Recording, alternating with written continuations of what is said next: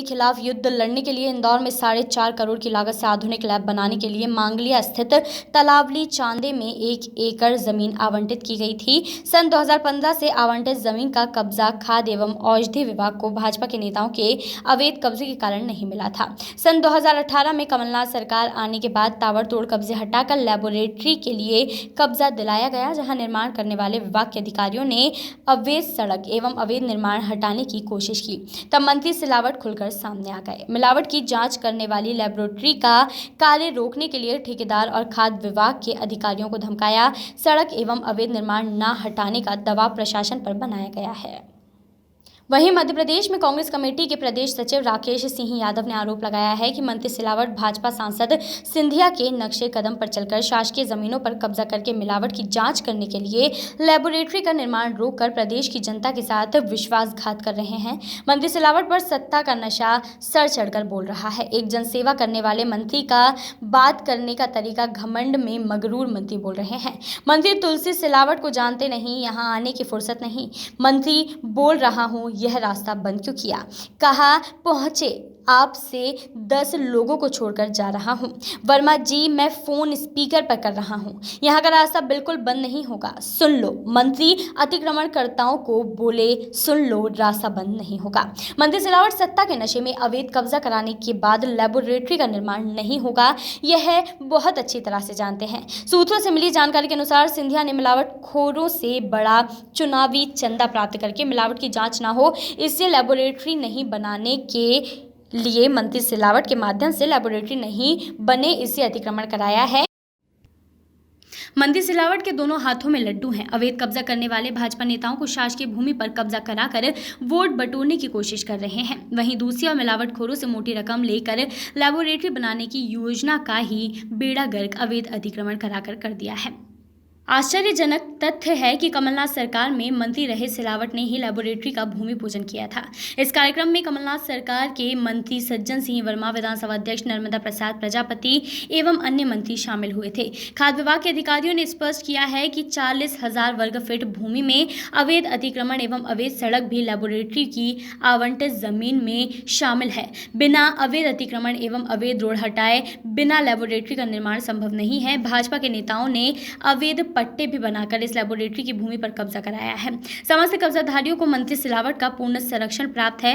मंत्री सिलावट को न जनता से मतलब है, ना ही मिलावट की जांच के लिए बनने वाली लैबोरेटरी से मतलब है।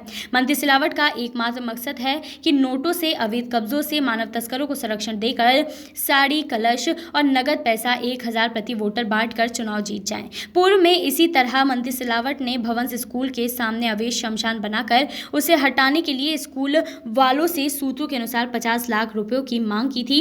बाद में पैसा नहीं मिलने पर नगर निगम से निपानिया शमशान का अवैध टेंडर नगर निगम को जारी करा दिया था, जिसका कांग्रेस ने जोरदार विरोध किया था। उसके बाद नगर निगम ने टेंडर निरस्त किया तथा मंत्री सिलावट भाग खड़े हुए थे।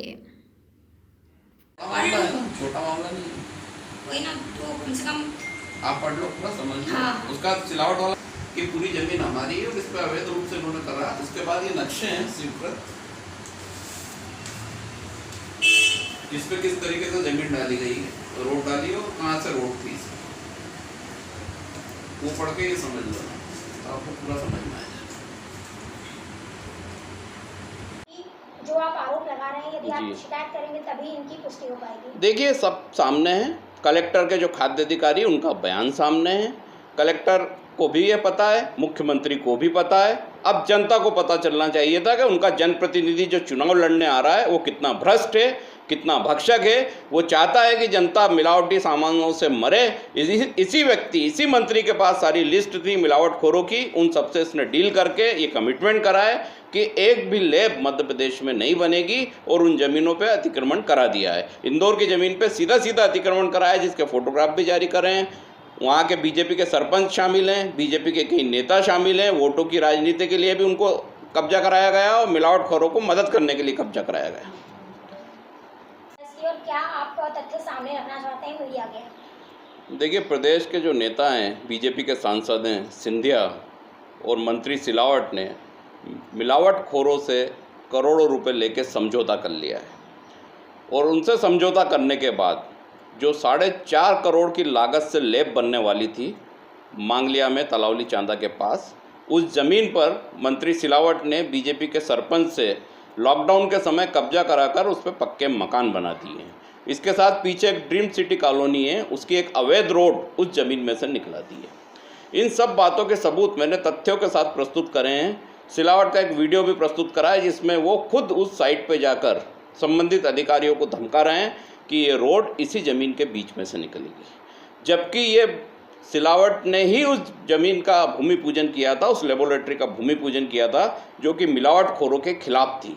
मिलावट रोकने के लिए सबसे बड़ी कमलनाथ सरकार की योजना थी। पूर्व मुख्यमंत्री कमलनाथ जी ने बहुत मेहनत करके वो ज़मीन खाली कराई थी। 2015 से ज़मीन का अलॉटमेंट था, लेकिन शिवराज सिंह चौहान उसको खाली नहीं करा पाए थे। जैसे ही सरकार गिरी 2 महीने में मंत्री सिलावट ने अपने लोगों के साथ उस पर कब्जा करा दिया। इसका साफ मतलब है कि सिंधिया और सिलावट ने मिलावटखोरों से समझौता करा है, करोड़ों रुपए चुनावी चंदा लिया है और इसके बाद वो चाहते हैं कि वो लेबोरेटरी ना बने और सेकंड एवज में उन्होंने पीछे की एक कॉलोनी को उस पर से रोड निकला दिया है जिससे कि उसके भाव बढ़ जाएं। वहाँ सिलावट ने 50 लाख रुपए लिए हैं और 2 प्लाट लिए हैं।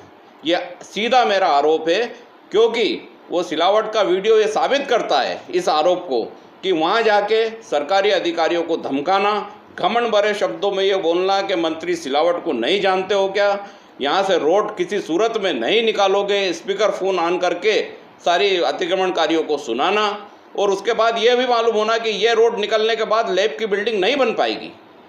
40,000 स्क्वायर फीट ज़मीन अलॉट थी।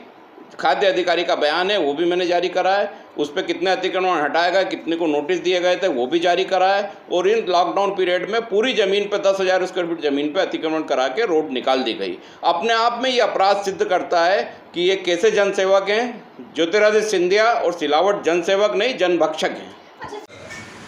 तो जो हमारे नेतृत्व में काम कर चुका है इनका पेज पूर्ण।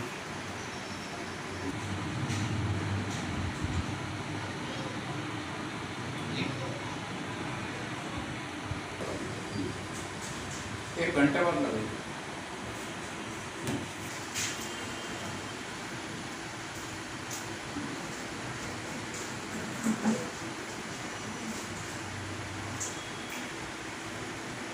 बन रही है, उस सिलावट का वीडियो सुनना उसमें, बाकी तो सुनते रहना बात में। आप ये बोल रहे हो कि यहाँ से रोड निकलेगी और अवैध अतिक्रमण करवा रहे हो, आपने मकान बनवा दिए लॉकडाउन में, 10,000 स्क्वायर फीट जमीन रोकी, अब लैब नहीं बन सकती, यानी आपने उनसे करोड़ों का चंदा ले लिया। जिस तो आपके पास जांच नहीं होगी, ऐसा जनप्रतिनिधि चुन के क्या करेगी? सांवेर की जनता है, प्रदेश की जनता, और सिंधिया ने और इनने मिलकर उसमें करोड़ों रुपये लिए। ये लैब कैसे भी कैंसिल हो, इनसे अलग ही है जिनसे कब्जा करा दिया है। एक वो पीछे ड्रीम सिटी वाला उससे अलग ही है। किसी का अपने पास कोई तो पैसे देख के कारण नहीं कर रहे हो ना कि आप जनहित का काम कर रहे हो सकता है उन्होंने भी संबंधों के आधार पर कर दिया हो। संबंधों के आधार पर जुआ नहीं खिलाया जाता, संबंधों के आधार पर हत्या, संबंधों के आधार पर सरकारी जमीन पर कब्जा नहीं कराया जाता। अगर ये संबंध आप निभा रहे हो तो आप अपराधी हो, आपको मंत्री रहने का हक नहीं है।